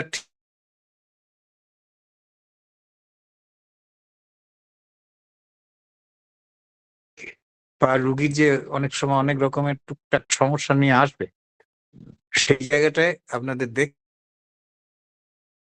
ওই লক্ষণ মিল খাচ্ছে কিনা। আমার ধরুন মিল খেলো,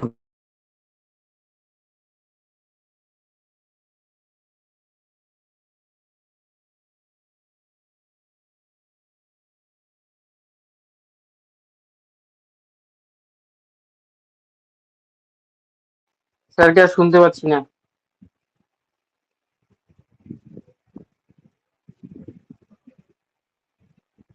স্যারের নেটওয়ার্কের মনে হয় সমস্যা হচ্ছে আবার।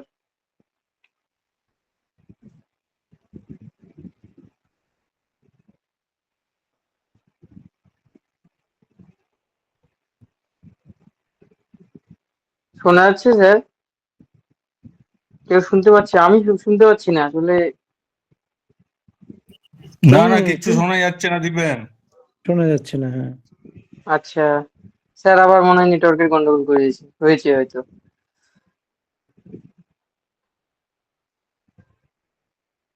স্যার খুব সুন্দর জায়গাটা বলছিলেন। যাই হোক, স্যার যদি আবার আসে আমি স্যারকে ডাকছি। আচ্ছা, আমাদের মাঝে হামিউদ্দিন স্যার উপস্থিত হয়েছেন আজকে। স্যারকে কিছু বলার জন্য অনুরোধ করছি। স্যার, অর্থপতি চৌধুরী স্যার জয়েন করলেন আবার।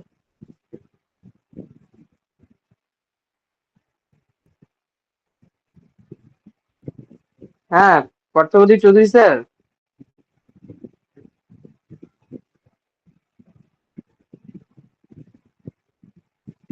আচ্ছা স্যার তো অনেক সুন্দর। ওর নেটের সমস্যা হয়েছে। নেক্সট দেখো, কারো যদি প্রশ্ন থাকে প্রশ্ন করতে দাও।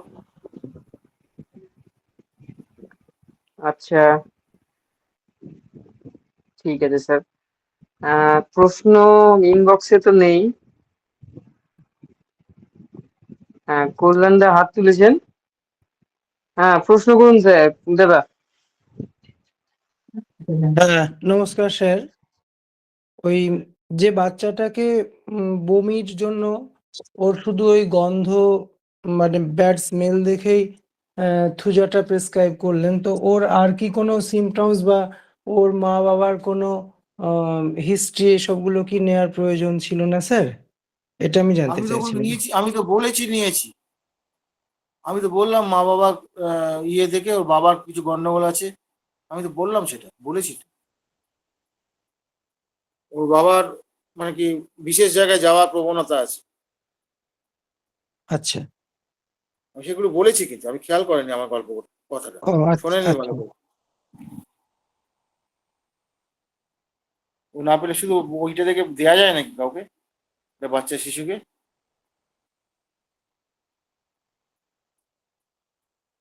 আচ্ছা, আর আর কোনো প্রশ্ন? আচ্ছা স্যার, আর কারো কোনো প্রশ্ন আছে আজকের আলোচনার বিষয়ে? কারো প্রশ্ন যদি থাকে আপনারা করুন।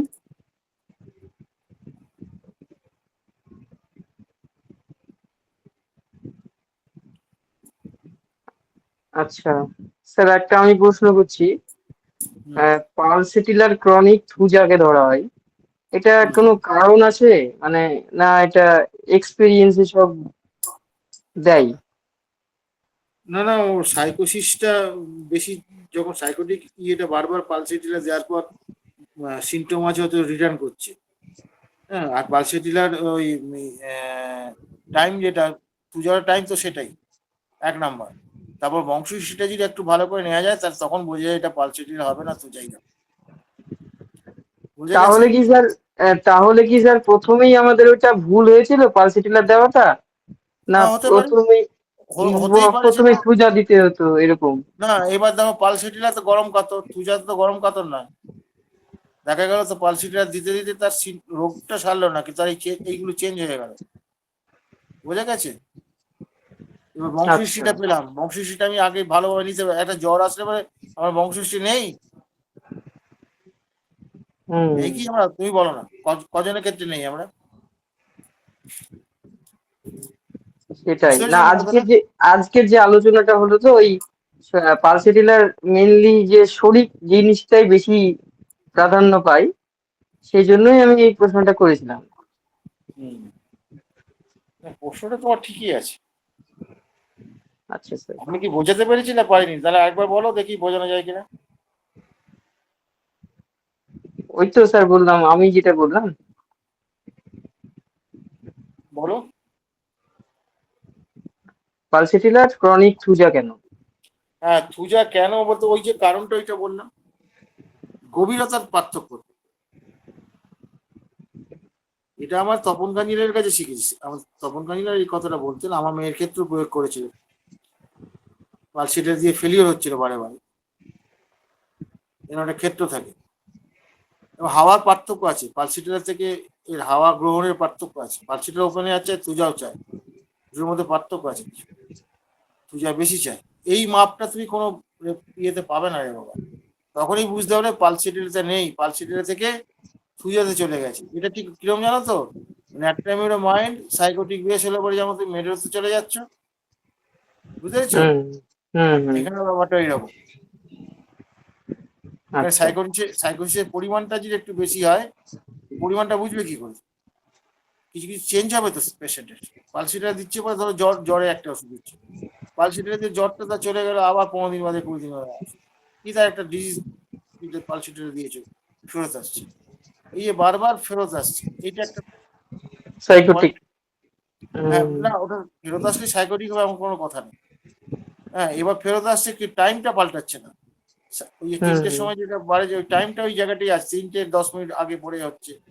এবং দেখা যাচ্ছে পেশেন্টের এটাও দেখা যায়, পালসেটিলার যে পেশেন্ট আছে তার তো গরম কাতর, এ কিন্তু তখন অত গরম কাতরতা থাকে না, গরম কাতরতা কমে যায়।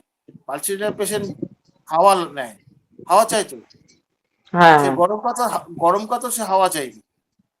সুজা পেশেন্ট হচ্ছে তুলনামূলকভাবে শীত কাতর, সে হাওয়া আরো বেশি চাইবে। This is ইনকোঅর্ডিনেশন। হুম আমার কথাটা বুঝতে পেরেছো? তুমি হ্যাঁ স্যার দেখতে যে বুঝে গেছি। আমার আমার মেয়েকে যেমন স্যার প্রশ্ন করেছিলেন যে পাখা কি চাইছে, বলছি পাখা তো আগেতে তো ওই একটা পাখাতেই হয়ে যাচ্ছিল, এখন দুটো পাখা চালাতে হচ্ছে, অনেক সময় হাওয়া করতেও বলছে। বেশি বুঝেছো চাইছে। ব্যাপারটা? এই হুম হচ্ছে পার্থক্য। এই হাওয়া করতে বলে আবার তখন তোমার কার্বোরেজ দেওয়ার ইচ্ছে জাগবে। এই তো মহা মুশকিল, বলাও যায় না, ভয় বলি না আমি, ভয় পাই আমি। এটা এই যে ইন্টেন্সিটিটা, বারবার ইন্টেন্সিটি কথাটা আমি ইউজ করি কেন? এটা আমার কথা নয় বাবা, কেন্টের কথা। কেন্টকে বাদ দিয়ে অন্য কিছু করতে গেলে ঝাড় খাবে সোজা কথা। কেন্ট কেন্ট কেন্ট যা দিয়ে গেছেন উপলব্ধি করো, রুগী দেখো, রুগীকে সময় দাও সৎভাবে, নিজের ভুলগুলোকে স্বীকার করতে শেখো, সংশোধন করার মানসিকতা নিয়ে এগিয়ে চলো, তবে উন্নতি হবে, নাহলে চুরি করে খেতে হবে। এর একটা আলাদা তৃপ্তি আছে বাবা। আমি যে উদাহরণগুলো যেগুলো দিলাম আমি, হ্যাঁ, আমি যে উদাহরণগুলো দিলাম, এই যে ফলো আপ গুলো, তোমার ফলো আপ গুলো কেন দিলাম? তোমাদের তো একটু দেখলেই মাথা খারাপ হয়ে যায় ওষুধ দেওয়ার জন্য। আমার কথাটা বুঝেছো? ওই রকম একটা ইউরিনারি ট্রাভেলস, বার্নিং এসে টিকতে পারছে না, প্রচন্ড বার্নিং, তার সঙ্গে 102-এর উপরে জ্বর। সেখানে একটা আজকে সকাল পর্যন্ত রিপোর্ট আছে, আর কিছু হলে আমাকে আমাকে নিশ্চয়ই ফোন করতে হবে। এখন ব্যাপার হচ্ছে স্যার, এখানে ওষুধ প্রফান উইকনেস এত কিছু কাণ্ডের পরেও কিন্তু তাকে ওষুধ দেয়। এই যে অবজারভেশনের জায়গায় দেখো, প্রফান উইকনেস দেখো, কেন্টের ওই যে 11 অবজারভেশন, ওল্ড সিমটম রিঅ্যাপিয়ার হলে কি হবে? পেশেন্ট বেটার ফিল করবে, এখানে বেটার ফিলিং নেই। কিরকম প্যাচের জায়গায় পড়েছি, বুঝতে পেরেছো?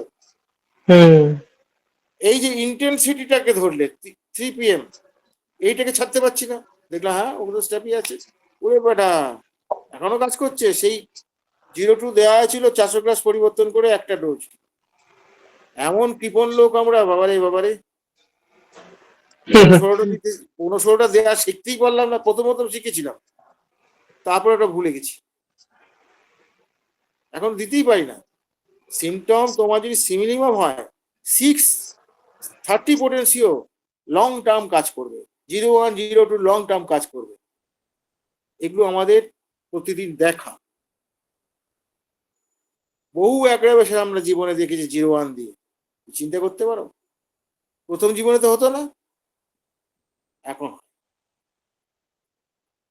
তুমি এখন দেখবে সেন্টিসিমালও তুমি বেশি রিপিট করতে পারছো না। দিনের পর দিন কাজ করছে, বছর পর বছর কাজ করে আমরা দেখেছি। এটার জন্য আমি কৃতজ্ঞ ডাক্তার তপন কাঞ্জিলালের কাছে। ওনার কাছে কি শিখেছি বললে, একটা কথা, একটা ওয়ার্ড যদি বলে, আমি বললাম আমি অপেক্ষা করা শিখেছি। অনেক কিছু শিখেছি, কিন্তু কি শিখেছি না, অপেক্ষা করা শিখেছি। এই অপেক্ষা করাটা না শিখলে কোনো দিন হৈপেত হতে পারবে না। মাছ শিকারি কি করে, মাছ ঠুকরাতে শুরু করলে কি ছিপে টান মারে, তার তো মাছ পালিয়ে যাবে। শিকারি এই যে দেখবে, বনের শিকারি পশু দেখবে, ঘোড়াগুলো আসছে কি হরিণগুলো আসছে, সে গাঁপটি মেরে চুপ করে বসে আছে, ঠিক ঠিক সময়টা যখন আসবে তখন সে অ্যাটাকটা করবে। আমাদেরও তাই, অনেকের ডাক্তারদের ওই রকম সতর্ক দৃষ্টি থাকবে, এখন দেবো না, এখন দেওয়া যাবে না, এই পয়সা হবে না। এইটা বোঝাই তো হোমিওপ্যাথের কষ্ট। এটা তুমি নিজে প্র্যাকটিস করে ঠকে গোতা খেয়ে শিখতে পারবে। এগুলো কেউ ধরে বেঁধে এটা হলে ওটা এইভাবে শেখানো যায় না। তোমার যদি সততা থাকে, তুমি তোমার ফেলিওরকে যদি তুমি মন থেকে মানতে শেখো, তাহলে তুমি নিজেকে পরিবর্তন করবে। আমি একটা যে ফেল হয়ে গেলাম, ও তো আমাকে পয়সা দিয়েছে, আমি তো পয়সাটা নিয়েছি।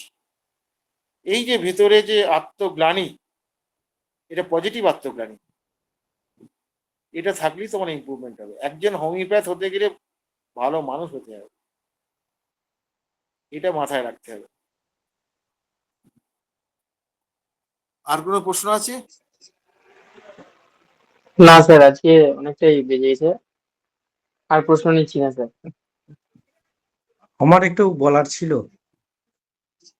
হ্যাঁ কে বলছো? হ্যাঁ স্যার, পুশ করে স্যার। হ্যাঁ বল।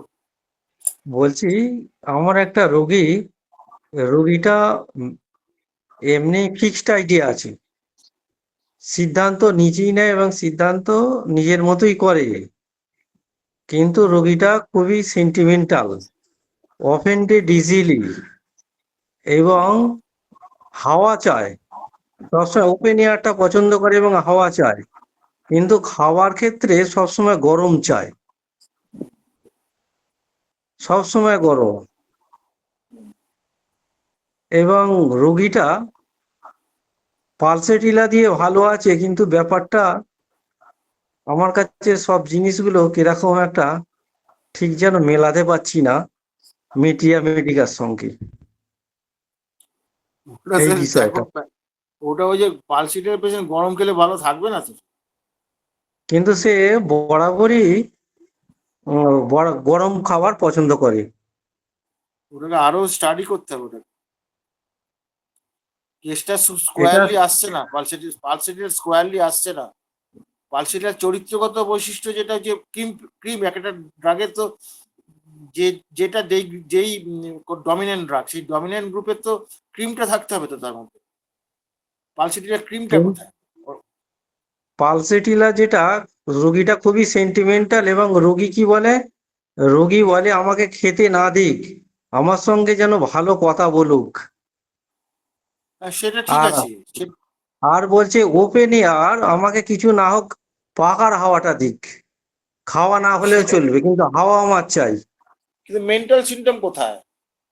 চরিত্রগত বৈশিষ্ট্য কোথায়? মাইল্ড, জেন্টেল, ওবিডিয়েন্ট, এগুলো কোথায়? ওগুলো জেন্টেল আছে, ওবিডিয়েন্ট আছে। ওগুলো কতটা আছে সেই সেই র্যাঙ্কটা বুঝতে হবে। শুধু সিমটম থাকলে হবে না, সিমটমের র্যাঙ্কটা, গভীরতাটা কত, এইটা হচ্ছে মূল বিষয়। কনসোলেশন অ্যামিলিয়েশন আছে, কনসোলেশন অ্যামিলিয়েশনটা খুবই তীব্র মাত্রায়। এবং তার কান্নাকাটি করলে কষ্ট বাড়ে কি কমে, এগুলো সব দেখতে হবে তো। কান্নাকাটি করলে কষ্ট কমে। হ্যাঁ ওটাও ঠিক আছে, এইটুকু দিয়ে শুধু পালসিটিটা বলা যাবে না, আরো লাগবে। কন্ট্রাইন্ডিকেশন পালসিটিগুলো শো করছে তো, ওটাই কন্ট্রাইন্ডিকেশন তো থাকলে ওটাই তো হিসেব মেলানো যাচ্ছে না, এবং তুমি একদিন দীর্ঘদিন দেখো, রুগীটা পালসেটিলাতেই ভালো আছে। ভালো আছে কিন্তু ল ফলো করে ভালো আছে কি? এবং এবং স্কিন ইরাপশন বেরিয়েছে, বহু স্কিন ইরাপশন বেরিয়েছে। স্কিন ইরাপশন বেরোনোর পরে সর্দি কাশির প্রবণতা কমেছে। আগে যে সর্দির ধাত ছিল, সর্দির টান ছিল, সেগুলো কমে গেছে। তাহলে তো মনে হচ্ছে কেসটা ভালোর দিকে যেতে শুরু করেছে। আগে এটা একটা রোগীটা যা শ্বাসকষ্ট ছিল, রোগীটাকে টেথিস্কোপ দিতে হবে না, মানে আপনি পাশের ঘরে থাকবেন, কোঁকো কোঁকো আওয়াজ পাবেন, এবং রোগীটা না, অনেকবার মৃত্যুর দোরগোড়া থেকে বেঁচে উঠেছে। এবং তাহলে তো সেন্টিমেন্টাল আঘাত পেলে এতটাই আহত হয় যে তখন জীবন মরণের বিষয় হয়ে ওঠে। না, তার রেজাল্ট তো ল তো ফলো করে, ল ফলো করলে আর কোনো গন্ডগোল নেই, ল ফলো না এবং করলে গন্ডগোল। রোগীর অ্যাসিডের গ্যাস অম্বলের সমস্যা এত তীব্র মাত্রায় ছিল যে দুপুরে খেলে আর রাত্রে খাবার প্রয়োজন হতো না, রুটি তো সহ্য করতে পারতোই না, কিন্তু সেই রোগী এখন বাসি রুটিও হজম করে ফেলে। তাহলে তো ঠিকই আছে, তাহলে তো কেস ঠিকই আছে। একমাত্র ওই ব্যতিক্রমের জায়গাটা হচ্ছে ওই গরম খেতে চাই, ওই জায়গাটা নিয়ে কন্ট্রাডিকশন হচ্ছে। ওইটা কন্ট্রাডিকশন আছে। আর রোগীর সিদ্ধান্ত নেওয়ার ক্ষেত্রে, এখন দেখ সিদ্ধান্ত ওই ব্যাপারটা প্রশ্নটা খুব ঘুরিয়ে অনেক রকম ভাবে প্রশ্ন করা হয়েছে, কিন্তু ওই দেখা যাচ্ছে যে রোগী যেটা নিজে নিজে মনে করছে সিদ্ধান্ত, সেটাই রোগীটা করছে শুধু দেখানোর জন্য, সবাইকে খুশি করানোর জন্য জিজ্ঞাসা করছে, কিন্তু রোগী সিদ্ধান্ত যেটা মনে মনে নিয়েছে সেটাই সে করছে। না, অনেক সময় কিছু সিমটম বাদ দিতে হয়। আমি সিম্প্যাথেটিক কে বাদ দিয়েও আমি প্রেসক্রিপশন করেছি, বহু জায়গায় করি। সিম্প্যাথেটিক ধরলে পরে ওষুধ দেওয়া যায় না। না, ওটা তো সিম্প্যাথেটিক ধরছি না, ওটা পিপল প্লেজার সিমটমটা না না, ধরছি। ওটার কথা বলছি না। এরকম সিম্প্যাথেটিক এর মতন বড় রুব্রিককে ছেড়ে দিয়ে আমরা প্রেসক্রিপশন করছি, এবং দেখতে হবে পেশেন্টের মধ্যে ওই সিমটম যে কটা আছে সেই কটা দিয়ে কোন ড্রাগ পিকচার কে তৈরি করছে, এবার কোনো একটা সিমটম হয়তো খুব গুরুত্বপূর্ণ আছে তার মধ্যে, কিন্তু সেটা হুম ড্রাগ পিকচার দিলে পরে গন্ডগোল হয়ে যাচ্ছে, সেই দুধের হুম মধ্যে সেই লেবু পড়ার মতন হয়ে যাচ্ছে, হুম তখন ওটাকে বাদ দিয়ে করতে হবে। হুম এটা খুব কঠিন জায়গা কিন্তু, হুম কারণ এটা তোমার তো ফলো আপ তো ঠিকই আছে, 3 hour তো আউটওয়ার্ড ম্যানিফেস্টেশন হয়েছে, ল ফলো হুম। করলে তো আর কারো কিছু বলার থাকবে না। না, রোগী এতে দীর্ঘদিন ভালো আছে। এই পালসেটিলাতে রোগীটা আছে অন্তত 15-20 বছর আছে, 20 বছর। তাহলে ঠিক আছে। এই ফসফরাসের পেশেন্ট আমি হচ্ছে সে গরম একটু খেতে আমি ভালো আছে, প্রশ্ন করছি একটা, এই এটা এই পেশেন্ট। যে এই পেশেন্টটা, হুম এই পেশেন্টটা পেশেন্ট হলো কিভাবে, এর কারণটা পেশেন্ট কি, পেশেন্ট হলো কিভাবে? এটা বেয়ারা প্রশ্ন। না, প্রশ্নটা না আমি না বেয়ারা সুন্দর না, করেছি। কজেশনটাকে বুঝতে হবে, যদি হুম আমরা পেয়ে যাই হুম অনেক সহজ হয় হুম কজেশন, তার সাথে মডালিটি, আর আমরা যদি মেন্টাল সিমটমস কিছু মিলাতে পারি হুম তাহলে খুব সহজে প্রেসক্রিপশন হয়ে যায়। দারুণ হুম বলেছিস, দারুণ বলেছিস পার্থ। এভাবে প্রশ্নটা অনেক symptom বাদ দিতে হয়। হুম, এই প্রশ্নটা এই আপনি সুন্দর করেছেন। আসলে রোগীটা তৈরি হয়েছে এইভাবে, কারণ বিয়ের পর থেকে উম, মানে ইন্ডিগনেশন মডিফিকেশন এই ব্যাপারটা চলেছে। এই ব্যাপারটা ওইরকম ভাবে চলেছে। ইন্ডিগনেশন মোটিভেশন না, গল্পটা কি, কি গল্পটা হয়েছিল বলতে হবে। সেখানে, সে গল্পটা কি। হ্যাঁ, গল্প ইন্ডিগনেশন মোটিফিকেশন এই সিমটমস করে নিলে হবে না, তার গল্পটা কি, সে গল্পটা বলছি কিভাবে মোটিফাইড হলো, এই বলছি গল্পটা বলছি শুনতে হবে। বিয়ের আগে ঠিক আছে আদরে মানুষ হয়েছে, বিয়ের পরে এখানে বিশেষত শাশুড়ির যে অত্যাচার, অত্যাচার মানে কথার ব্যাপার, এবং সবসময় রোগীটা একটা ভয়ের মধ্যে থাকতো, এবং খাওয়া দাওয়ার ব্যাপারটা টাইম মতো হতো না। সবসময় এমনি রোগীটার খাওয়া অভ্যেস ছিল 12টার থেকে 12:30টার মধ্যে খাওয়া, কিন্তু এখানে খাওয়া দাওয়াটা শুরু হলো ওই ধরুন 3টে, 3:30 বেজে যাচ্ছি। এটা একটা খাওয়া দাওয়ার একটা অনিয়ম দীর্ঘদিন ধরে চলেছে, এবং সবকিছু মুখ বুজে সহ্য করতে হয়েছে, কারণ সেই অত্যাচারগুলো কোনো প্রতিবাদ করার জায়গা সেরকম পজিশন ছিল না। এইটা দীর্ঘদিন ধরে চলেছে, এই ব্যাপারটা না, এইভাবে রোগীটা তৈরি হয়েছে। আচ্ছা আচ্ছা। এবং রোগীটা সেই রকম ভাবে প্রতিবাদও করতো না, সবকিছুই সহ্য করে নিত।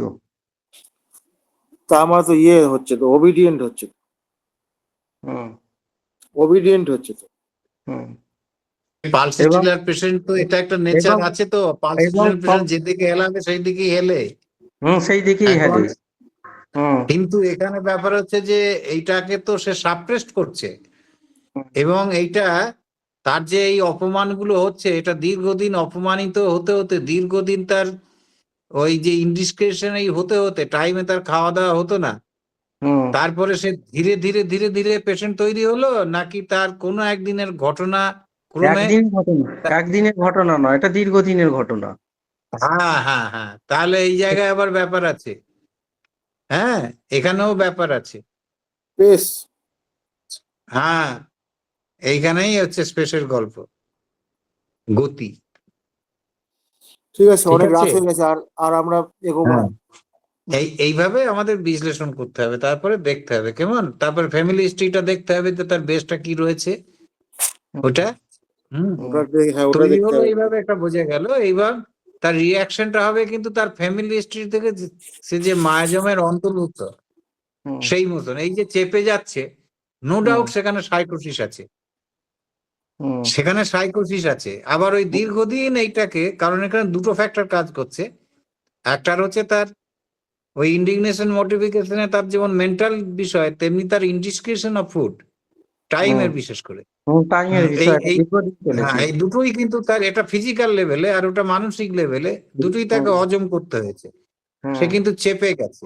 এবং সে চেপে গেছে। চাপলো কেন, এবং সে চাপলো কেন, তার শাশুড়ির এই অত্যাচার সে সহ্য করতে বাধ্য হলো কেন, কারণ এখানে কারণ কোনো। শাশুড়িটা এমন পজিশনে ছিল সেখানে, ও পেরে উঠবে না, পেরে উঠবে ও না কি বলতে শ্বশুর গেলে। বাড়িতে থাকতো, বলতে গেলে ও ও সমস্যাটা কি আরো জটিল পর্যায়ে গেছে ও কিছু কি বলতে গেলে। ও কি শ্বশুর, ও জামাই শ্বশুর বাড়ি থাকতো? না না, সেরকম ব্যাপার নয়। যাকে আর সেরকম রাত ব্যাপার। করবো না, অনেক রাত হয়েছে, এবার তো। ঠিক আছে, না ঠিক আছে, হ্যাঁ ঠিক আছে, ঠিক আছে, ঠিক আছে, আমাদের কিন্তু জটটা খোলাতে হবে। আমরা ঠিক আছে, ঠিক আছে, আমরা তাহলে শুভরাত্রি জানিয়ে বিদায় নিচ্ছি। ঠিক ওষুধ আছে। দিচ্ছে তার নেচারটা কি রয়েছে, এবং আমাদের যে আমরা যে ওষুধটাকে সিলেকশন করছি তার সাথে তার নেচারের মিল আছে কিনা। আর একটা দেখতে হয় কি, এই রুগীটা এই রুগী হওয়ার আগেও সে কিন্তু একটা মায়াজমের অন্তর্ভুক্ত। হুম। পার্থ, এটা সাবজেক্টের বাইরে আলোচনা হচ্ছে, সাবজেক্টটা আমাদের তো ঠিক আছে, পালসেটি না। ঠিক ঠিক আছে। আছে, হুম, রাখছি। হুম, ঠিক আছে। আচ্ছা, সকলকে শুভরাত্রি জানিয়ে আজকে ক্লাস এখানে শেষ করলাম। সকলে ভালো থাকবেন, সুস্থ থাকবেন।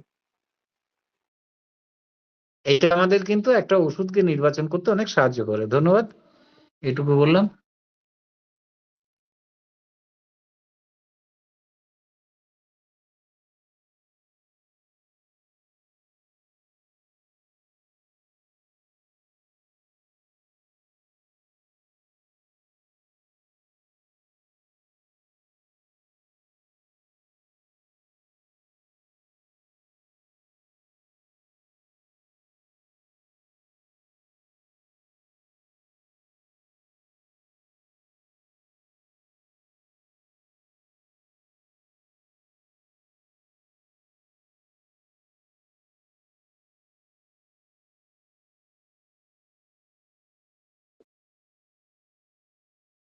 গুড নাইট দিবেন, আমি এবার বিদায় নিচ্ছি। ধন্যবাদ।